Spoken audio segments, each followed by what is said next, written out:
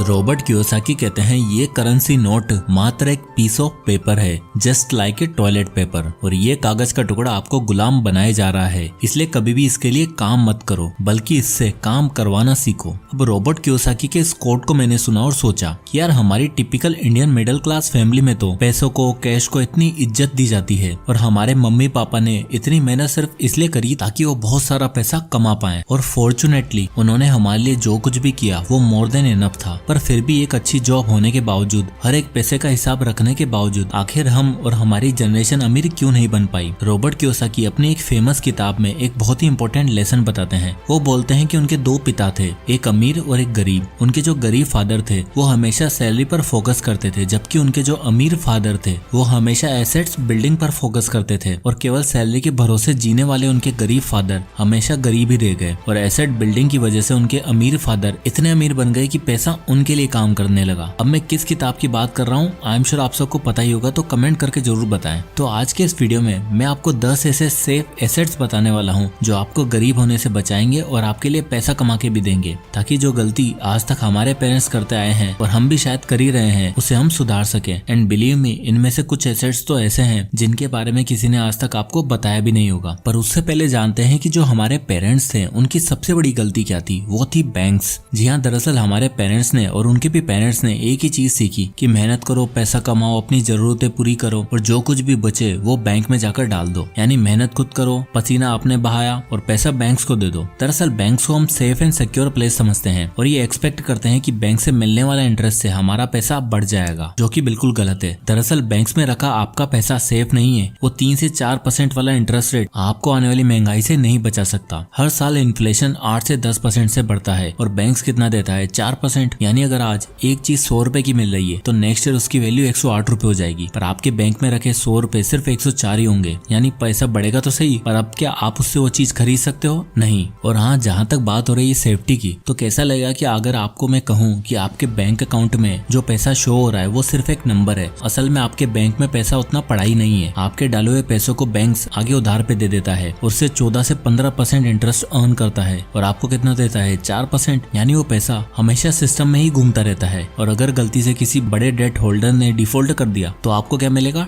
ठेंगा। तो अब आप सोचो, बैंक्स में सारा पैसा रखना सही है क्या? मेरे हिसाब से बैंक में सिर्फ वो पैसा रखना चाहिए जो इमरजेंसी सिचुएशन के लिए या इंस्टेंट कैश के लिए जरूरी हो, और बाकी पैसा आपको लगाना चाहिए इन 10 अमेजिंग एसेट्स को बिल्ड करने में। तो आइए जानते हैं एक एक करके इन सारे एसेट्स को।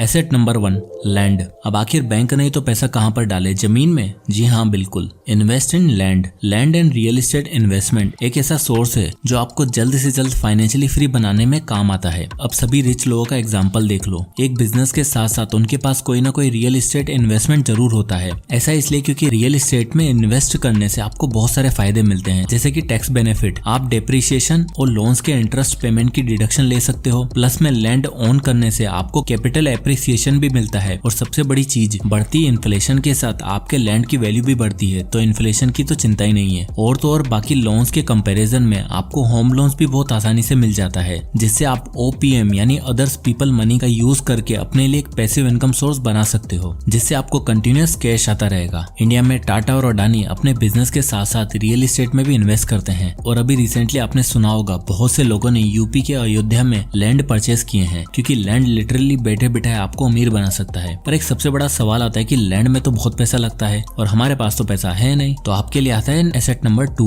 रीट्स यानी कि रियल एस्टेट इन्वेस्टमेंट ट्रस्ट। ये एक म्यूचुअल फंड की तरह काम करता है। इसमें ये ट्रस्ट या फिर कंपनी कमर्शियल प्रॉपर्टीज जैसे मॉल्स, होटल्स, शॉप्स या फिर रेजिडेंशियल प्रोजेक्ट जैसे अपार्टमेंट्स, हॉस्टल, इन सभी जगहों पर अपना पैसा इन्वेस्ट करती है। अब रीट्स में इन्वेस्ट करने से आपको 3 फायदे मिलते हैं। नंबर 1, इसमें आप मात्र 500 रुपए से भी शुरुआत कर सकते हो, तो आपको ज्यादा अमाउंट की जरूरत नहीं होती। नंबर 2, अब ये कंपनी जिन जिन जगहों पर पैसा लगाती है जैसे मॉल्स में या फिर होटल्स में, जो कि कमर्शियल प्रॉपर्टीज होती है, तो वहां से इनको हर महीने रेंट आता है। तो ये कंपनी अपने इन्वेस्टर को जितना भी टोटल रेंटल इनकम होती है उसका 90% डिविडेंड के रूप में दे देती है, यानी कि डिविडेंड आपके बैंक अकाउंट में हमेशा क्रेडिट होता रहता है। नंबर 3, रेंटल इनकम तो हमें रेगुलर मिलती ही रहती है, साथ ही कंपनी जिन प्रॉपर्टीज को खरीदती है उनका प्राइस भी समय के साथ बढ़ता चला जाता है, और फ्यूचर में लैंड की प्राइस बढ़ जाने से आपको कैपिटल एप्रिसिएशन का भी फायदा मिलता है। तो अगर आपके पास लाखों करोड़ों नहीं है रियल एस्टेट में इन्वेस्ट करने के लिए तो रीट्स आपके लिए एक अच्छा ऑप्शन हो सकता है। तो अभी तक अगर आपको ये 2 एसेट्स पसंद आए हैं तो वीडियो को लाइक करना ना भूलें। अब चलते हैं एसेट नंबर 3 पे,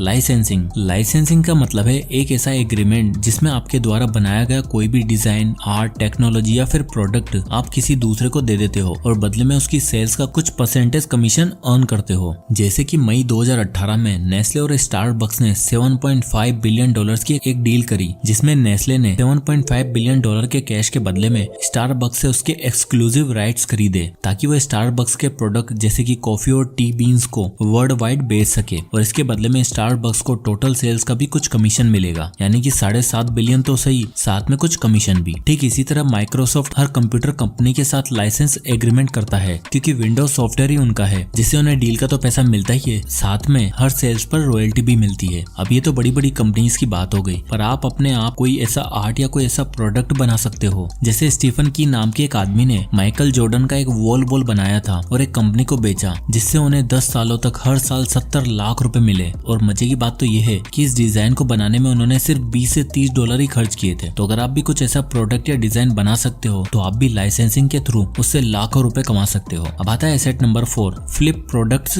ऑनलाइन या फिर ऑनलाइन रीसेलिंग। तो बेसिकली इसके अंदर आपको कोई भी प्रोडक्ट जैसे कि क्लॉथ, एक्सेसरीज, इलेक्ट्रॉनिक्स सस्ते दामों पर खरीदकर ऑनलाइन प्लेटफॉर्म जैसे कि मीशो, अमेजोन, फ्लिपकार्ट पर महंगे में सेल करना है। एग्जाम्पल के लिए मान लो आपके आसपास कोई फ्ली मार्केट है जहाँ काफी सस्ते में लेडीज क्लोथ्स मिलते हैं, तो आपको वहाँ से परचेज करना है और फिर इन प्लेटफॉर्म पर एक प्रोफाइल बनानी है जिससे आप उन कपड़ों को वहाँ पर लिस्ट कर सकते हो। और जब आप कैटलॉग तैयार करोगे तो प्रोडक्ट को लिस्ट करते समय उनकी ओरिजिनल प्राइस से 20 से 30% ऊपर लिस्ट करना है। यानी अगर आपने 300 रुपए का एक कुर्ता लिया है तो आप उसका प्राइस 400 से 500 रुपए रख सकते हो। और मीशो और अमेजोन जैसी वेबसाइट पर अपना प्रोडक्ट लिस्ट करके आप उस 300 रुपए के कुर्ते को 200 रुपए के प्रॉफिट पर सेल कर सकते हो। और इसमें आपको कोई डिलीवरी की टेंशन नहीं लेनी पड़ती क्योंकि वो काम अमेजोन और बाकी वेबसाइट कर लेती हैं। ठीक इसी तरह आप लॉकेट्स, ब्रेसलेट जैसी कई एक्सेसरीज को भी बेस्ट रेट पर परचेस करके ऑनलाइन फ्लिप सेल कर सकते हो और उन लोगों तक पहुंचा सकते हो जो इस तरह के प्रोडक्ट को पसंद करते हैं। अब आता है एसेट नंबर 5, इक्विपमेंट्स। अगर हमारे पास कोई इक्विपमेंट है, कोई ऐसी चीज जो दूसरों के काम आसान कर सके, उसे रेंट पर देकर आप अपने लिए एक पैसिव इनकम सोर्स बिल्ड कर सकते हो। जैसे कि एक्स्ट्रा कार या फिर बाइक या फिर कोई DSLR कैमरा जिसे आप यूज नहीं करते, या फिर कोई म्यूजिकल इंस्ट्रूमेंट जो पड़ा पड़ा खाली धूल खा रहा है, उसे किसी क्लब या इंस्टीट्यूट में देकर मंथली रेंट रिसीव कर सकते हो। कार और बाइक जैसी चीजों को आप ओला और उबर प्लेटफॉर्म के जरिए रेंट आउट कर सकते हो और मंथली एक अच्छा खासा अमाउंट अर्न भी कर सकते हो, वो भी बिना कुछ किए। अब आता है एसेट नंबर 6, डिजिटल एसेट्स। आजकल डिजिटल प्रोडक्ट्स, डिजिटल वर्ल्ड का जमाना है। हर कोई अपने मोबाइल और अपने कंप्यूटर स्क्रीन से चिपका रहता है। ऐसे में डिजिटल एसेट्स जैसे कि documents, audio books, videos, courses, apps और वेबसाइट आपके लिए गेम चेंजर साबित हो सकते हैं। देखो यार, पहले के जमाने में लोगों के पास इतना एक्सेस नहीं होता था और उन्हें इतना इंटरेस्ट भी नहीं था, पर आज की डेट में हर कोई डिजिटल प्रोडक्ट्स को, कोर्सेज को कंज्यूम भी करता है और उसे क्रिएट करने का दम भी रखता है। इससे फायदा ये होता है कि एक बार डिजिटल प्रोडक्ट क्रिएट करके या कोई कोर्स क्रिएट करके आप उसे बार बार कई लोगों को सेल कर सकते हो। जैसे कि यूडेमी, अपग्रेड, इन सभी वेबसाइट पर इन्होंने कोर्स अपलोड कर दिया है और कोई चाहे तो बार बार इन कोर्स को खरीद कर देख सकता है। यानी इसमें कॉस्ट ऑफ रीप्रोडक्शन बिल्कुल जीरो हो जाता है। इसलिए जैक मा ने एक बार कहा था कि वॉलमार्ट को ज्यादा प्रोडक्ट्स बेचने के लिए ज्यादा स्टोर्स खोलने होंगे जिसमें उन्हें बहुत टाइम लग जाएगा, पर मुझे सिर्फ 2 सर्वर सेट करने होंगे और मैं वॉलमार्ट से दुगनी सेल कर दूंगा। So go digital. Asset number 7, build a YouTube channel. आज की डेट में मोस्ट डिमांडिंग और मोस्ट पॉपुलर एसेट है आपका कंटेंट, और कंटेंट से पैसा कमाने के लिए सबसे बेस्ट प्लेटफॉर्म है यूट्यूब। और यूट्यूब के जरिए आप अपने लिए एक पैसिव इनकम सोर्स तो बिल्ड कर ही सकते हो जिसमें आपको मजा भी आएगा, पॉपुलैरिटी भी मिलेगी और साथ ही फाइनेंशियल फ्रीडम भी मिलेगी। एक यूट्यूब चैनल किसी भी चीज का हो सकता है, कॉमेडी हो, entertainment, lifestyle, food, travel, motivation, financials, vlogs, education etcetera. आज की डेट में अगर आपके पास टैलेंट है, एडिटिंग और राइटिंग की स्किल्स है, तो आप अपने टैलेंट को शोकेस करके यूट्यूब से एक सस्टेनेबल पैसिव इनकम सोर्स बना सकते हो।